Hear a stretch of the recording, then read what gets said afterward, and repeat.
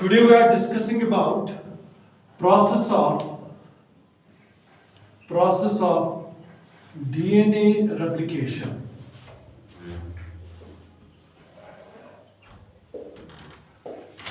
Before discussing the process of DNA replication, how the process actually takes place, let's have a few enzymes which remained in our previous lecture. The enzyme which I have here is a DNA polymerase III. Where the enzyme is the DNA polymerase III. It is the main enzyme of the DNA replication process, that is the DNA polymerase III. This DNA polymerase III, it is made up of three subunits. It is consisting of three subunits. The first subunit which we have, that is known as the alpha subunit.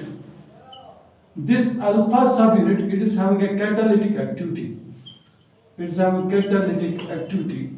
That means it helps in the binding of the nucleotides. So we can say the new DNA strand is formed, so the nucleotides get binded to each other one by one with the help of an alpha subunit of the DNA polymerase III. And DNA polymerase III is the main enzyme of this process, that is the DNA replication, while alpha subunit helps in the catalytic activity of the DNA. Now second unit which we have, that is the epsilon subunit. This epsilon subunit, it helps in proofreading.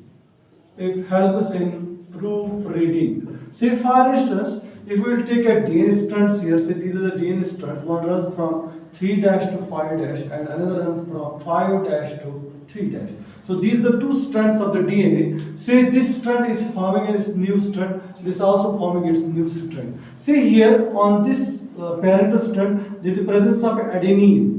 So on its complementary strand, there should be thymine. Say for instance, what happens? Say if there is adenine, so generally there should be a thymine. But if it is replaced, if in a next new DNA, instead of thymine, there is a guanosine. Now this becomes a mismatch.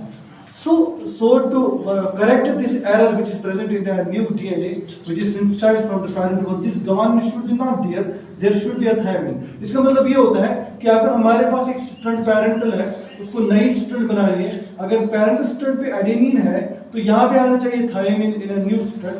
Reason is था कि यहाँ पे दो hydrogen bonds बन सकते हैं, लेकिन क्या हो जाता है, सिर्फ बाय एरर ऐसा हो सकता है कभी कभी कि यहाँ पे इंस्टेड ऑफ टी यहाँ पे जी आ गया. अब इस एरर को ठीक करने के लिए क्या हो जाता है कि हमारे पास जो एप्सिलॉन सबयूनिट है, एप्सिलॉन सबयूनिट क्या करता है, ये इस नई डीएनए स्ट्रैंड की क्या करता है, इसकी करता है प्रूफ रीडिंग.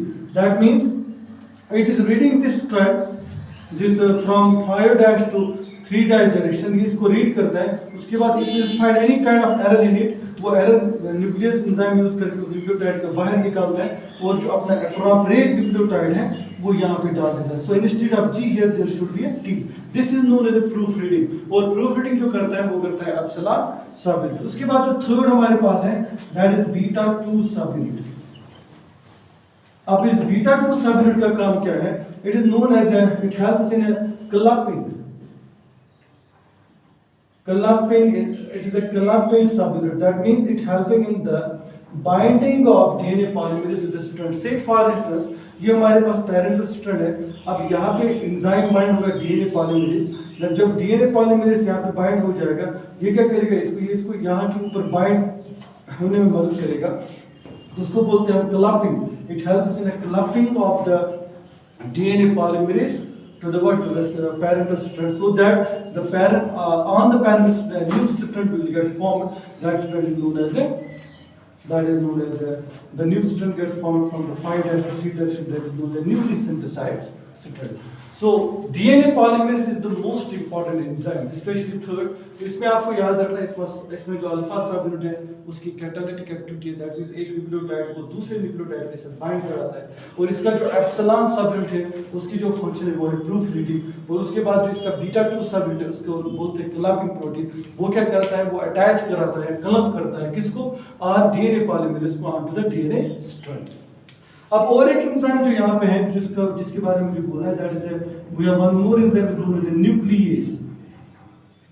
न्यूक्लियस का काम भी, इसका भी काम जो होता है वो है प्रूफ रीडिंग. इसका काम भी जो होता है इसमें, दैट इज प्रूफ रीडिंग. और एक एंजाइम हमारे पास है, that is known as phosphorylase. Phosphorylase, ये फास्फोराइलेज क्या कराता है?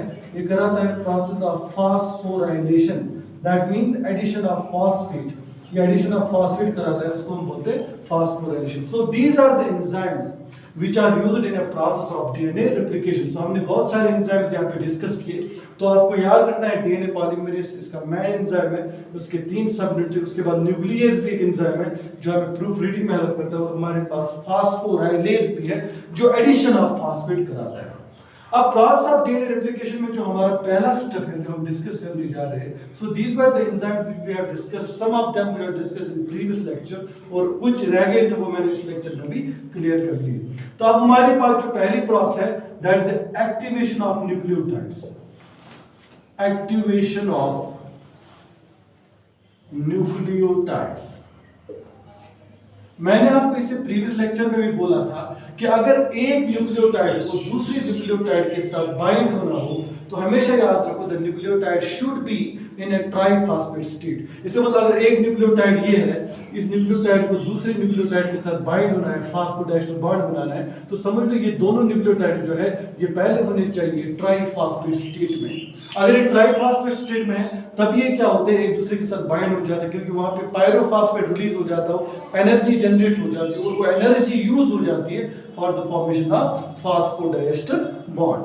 अब न्यूक्लियोटाइड एक्टिवेशन क्या है? पहला पॉइंट अगर हम देखें, अगर हमारे पास adenosine monophosphate, it is not active nucleotide, ये एक्टिव न्यूक्लियोटाइड नहीं है। अगर हम इसको ऐड करेंगे 2 फॉस्फेट्स, अगर हम इसको 2 फॉस्फेट्स ऐड करेंगे, और ऐड कौन सा एंजाइम कराएगा? That is known as phosphorylase. तो एंजाइम जो इसके लिए यूज होगा वो होगा phosphorylase, and it will be converted into adenosine triphosphate. And adenosine triphosphate जो हमारे पास है, इसको आप बोल सकते हो it is an active nucleotide. ये हमारे पास एक्टिव न्यूक्लियोटाइड है, एडिनोसिन ट्राइफॉस्फेट। अब जो एक न्यूक्लियोटाइड को अगर दूसरे न्यूक्लियोटाइड के साथ बाइंड होना हो तो उसके लिए सबसे इंपॉर्टेंट पॉइंट जो है, it should be in a triphosphate state, ये होना चाहिए ट्राइफॉस्फेट स्टेट में। अगर हमारे पास नेक्स्ट है दैट इज गमानोसिन मोनोफॉस्फेट, तो इसको भी 2 फॉस्फेट्स ऐड कर दिए जाएंगे with the help of a same enzyme that is phosphorylase. इसलिए मैंने बताया था आपको कि फास्फोराइलेज जो होता है ये करता है एडिशन ऑफ फॉस्फेट, तो हमारे पास बन जाता है GTP that is a guanosine triphosphate. और सिमिलरली अगर हमारे पास साइटोसिन मोनोफॉस्फेट है, इसको भी 2 फॉस्फेट्स अगर आप ऐड करेंगे, सेम एंजाइम यूज करोगे, तो सीटीपी बनेगा दैट इज साइटोसिन ट्राइफॉस्फेट। ऐसे ही अगर हमारे पास थायमिडीन मोनोफॉस्फेट है, उसको भी 2 फॉस्फेट्स ऐड करोगे आप, तो in presence of a same enzyme that is phosphorylase, तो हमारे पास फॉर्मेशन हो जाएगी टीटीपी की, that is a thymidine triphosphate. और इनको हम, इन सब को हम बोलते हैं एक्टिव न्यूक्लियोटाइड्स, चाहे एडिनोसिन ट्राइफॉस्फेट हो, गमानोसिन ट्राइफॉस्फेट हो, साइटोसिन ट्राइफॉस्फेट हो, थायमिडीन ट्राइफॉस्फेट, इन सारी चीजों को हम बोलते हैं, we all of these nucleotides call as active nucleotides. The reason is they are in a triphosphate state. अब और एक पॉइंट जो इंपॉर्टेंट मैं बताऊंगा, अगर हमें डीएनए बनाना हो तो हमें कौन कौन से न्यूक्लियोटाइड की जरूरत पड़ती है, तो मैंने इससे पहले भी बताया था आपको, I will recapitulate the same point, that is if we have to form DNA we need a 4 types of the nucleotides, that is we have the deoxyadenylate, that is adenosine triphosphate, we have a deoxyguanosine triphosphate, we have deoxycytidine triphosphate, we have deoxythymidine triphosphate। तो हमें क्या चाहिए? हमें ये 4 type के nucleotide जो है वो चाहिए हमें क्या बनाने के लिए? डीएनए बनाने के लिए। So this is the first point which we have to keep in mind. Actually these all steps we are trying to study them stepwise, but actually they take simultaneously, this happens simultaneously। ऐसा नहीं है कि एक बार एक हो जाता है, step by step हो जाती है प्रोसेस, लेकिन कैसे हो सकती है? तो ये हो जाती है साइमल्टेनियसली, लेकिन इसको अंडरस्टैंड करने के लिए हम क्या करते हैं? हम इसको स्टेप बाय स्टेप जो है वो स्टडी करते हैं। So this is the requirement of the nucleotide, so it should be in active nucleotide, should be in activated form. तो एक्टिवेटेड फॉर्म जो इसकी होती है वो होती है ट्राइफॉस्फेट स्टेट। अब सेकंड पॉइंट जो सबसे इंपॉर्टेंट है इसका, that is the next point which we have discuss, that is recognisation of ORI site, that is origin of replication, जहां से हमारी रेप्लिकेशन जो है वो स्टार्ट होती है। तो ये चीज भी हम यहां से नोट कर देंगे पहले। तो second point we have is a recognisation of, second point we have जो हमारे पास सेकंड पॉइंट है, दैट इज रिकॉग्नाइजेशन ऑफ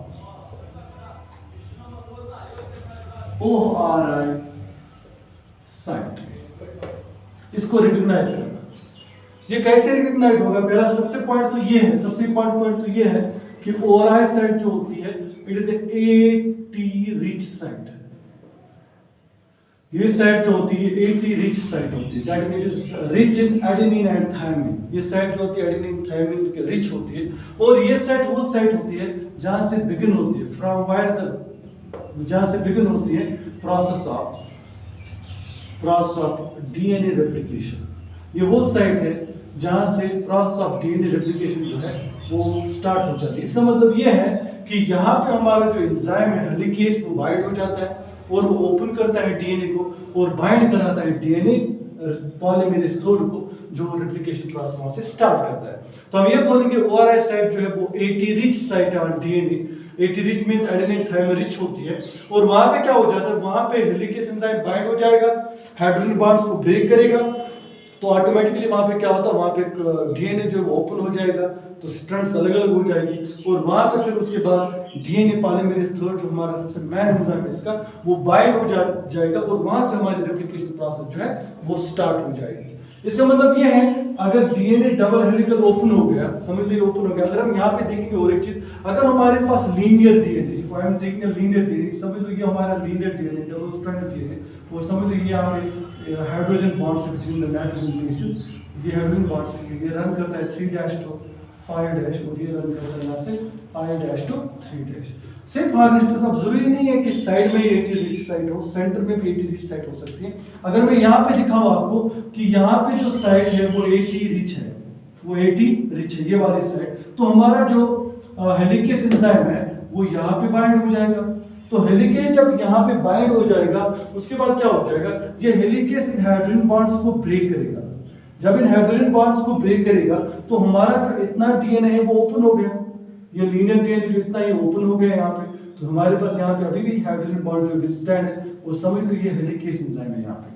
तो आप याद रखना, अगर हमारे पास डबल स्ट्रैंडेड DNA और वो लीनियर DNA है, तो लीनियर DNA में क्या होता है, जब हेलिकेज ORI साइट पे बाइंड हो जाता है, वो क्या करता है, ओपन करता है DNA स्ट्रैंड को, और हमारे पास लीनियर में जो रेप्लिकेशन के लिए जगह बनती है, या हेलिकल जो ओपन हो जाता है, टू स्ट्रैंड्स ओपन हो जाते हैं, जहां पे हमारा DNA पॉलीमरेज बाइंड हो जाता है, we call that as replication fork. इसको हम बोलते हैं रेप्लिकेशन फॉर्क।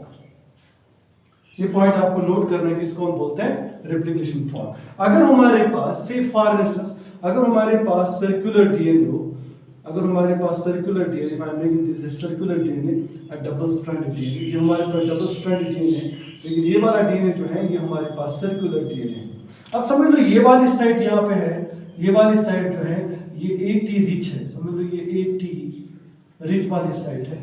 तो अब क्या होगा, अब यहाँ पे जो हेलिकेज है वो बाइंड हो जाएगा, जब हेलिकेज बाइंड हो जाएगा वो यहाँ पे अनवाइंडिंग करेगा, तो हमारे पास ये जो स्ट्रक्चर है इट अपीयर्स लाइक दिस, ये स्ट्रक्चर जो हमारे पास है अब ये डिफरेंटली अपीयर हो जाएगा। तो हम देखेंगे यहाँ पे क्या होगी, सिर्फ यहाँ पे हमने देखा अनवाइंडिंग होगी, सो अनवाइंडिंग स्टार्ट्स होगी यहाँ पे, क्योंकि हेलिकेज बाइंड हो गया ORI साइट के पास और DNA पॉलीमरेज भी यहीं पे बाइंड हो गया, तो हमारे पास जो स्ट्रक्चर फॉर्म होता है unwinded structure, this is known as replication bubble, this is known as replication bubble. तो ये चीज आप नोट कर दीजिए कि अगर हमारे पास लीनियर DNA है और वहां पे हेलिकेज एंजाइम जो बाइंड हो जाता है, अनवाइंड करता है स्ट्रैंड्स को, तो वहां पे हो जाता है फॉर्मेशन ऑफ रेप्लिकेशन फॉर्क। और अगर हमारे पास सर्कुलर DNA है और वहां पे भी हेलिकेज एंजाइम बाइंड हो जाता है रिच साइड पे और ओपन करता है उनको, तब then we can call that one as a replication bubble. Now the second point which you have to keep in mind about this, ये तो पहला पॉइंट था, सेकंड पॉइंट था रिकॉग्नाइजेशन ऑफ ORI साइट। तो ORI साइट रिकॉग्नाइज होगी तो अब क्या होगा, there will be opening of helical, double helical structure of DNA, और हेलिकल जो ओपन हो जाएगा that will with the help of enzyme known as helicase. So second thing हमारे पास इसमें एक पार्ट होगा रिकॉग्नाइज, उसके बाद क्या हो जाएगा, that is opening of helical, opening of double helical of DNA, double helical of DNA with the help of enzyme, with the help of enzyme कौन सा एंजाइम इसमें पार्ट रोल करता है? That is A helicase. So helicase जो है ये DNA strands को unwind कराएगा। दैट मीन जैसे यहाँ पे देखा हमने हेलिकेज आगे इसने कट किया, हाइड्रोजन बॉन्ड ब्रेक की, तो हमारे पास फॉर्मेशन हो गया रेप्लिकेशन फॉर्क का। ओके, तो दूसरी बात जो इसमें है, सेकंड थिंग जो हमें इसमें याद रखनी है कि ये जो ओपन हो गई डबल स्ट्रैंड डीएनए, अब ये क्या हो जाएंगे? रिवाइंड होना चाहिए, क्योंकि इनके ऊपर टेंशन क्रिएट हो जाएगी। Now they want to get rewind. तो हमारे पास और एक दो एंजाइम यूज होंगे, दैट इज टोपोआइसोमेरेज। इसके बारे में मैंने आपको बोला था, topoisomerase and single stranded stabilizing protein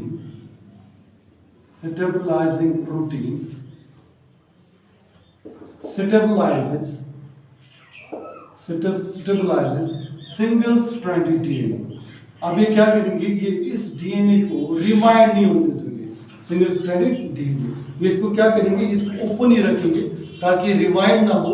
अगर ये रिवाइंड हो गए तो automatically we have to open them again. So क्या हो जाता है कि हमारे पास topoisomerase and single stranded stabilizing protein जो है, ये दो प्रोटीन जो है ये इसको क्या करते हैं? अनवाइंड होने से बचाते हैं। So tomorrow will discuss some more points about the DNA replication.